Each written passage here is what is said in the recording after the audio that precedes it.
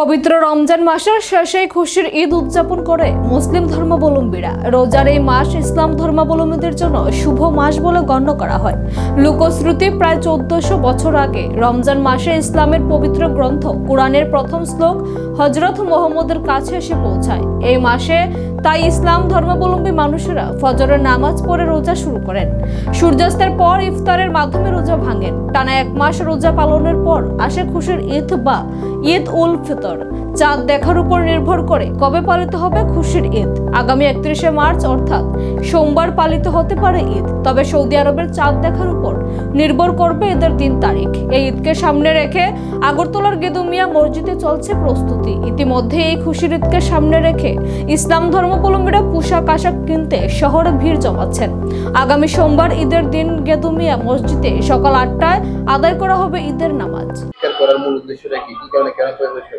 আমাদের গেদুমিয়ার মসজিদে পরিষ্কার চলছে কাজ।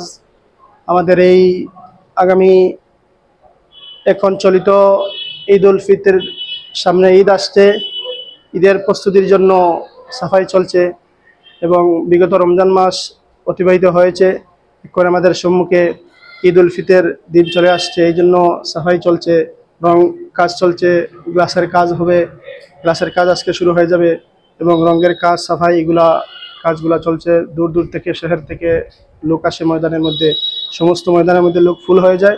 এই সাফাইয়ের কাজ চলছে। এইভাবে আমরা প্রতি বছরে সাফাই করি, এই বছরে সেভাবে কাজ চলছে। এই হিসাবে সাফাইয়ের কাজ চলছে আর কি।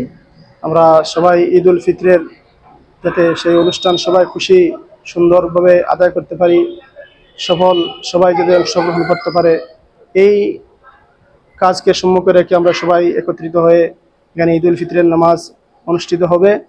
আপনার চাঁদ যেদিন দেখা হবে এই পরের দিন হবে, 29 তারিখে হইতে পারে, 30 তারিখে হইতে পারে। এখন পর্যন্ত পুরা ফাইনাল বলা যাচ্ছে না, কিন্তু চাঁদ যেই দিন দেখা হবে পরের দিন আমার ঈদ উল ফিতরের নামাজ সেই গেদুমিয়া মসজিদের ঈদগাহ ময়দানের মধ্যে অনুষ্ঠিত হবে।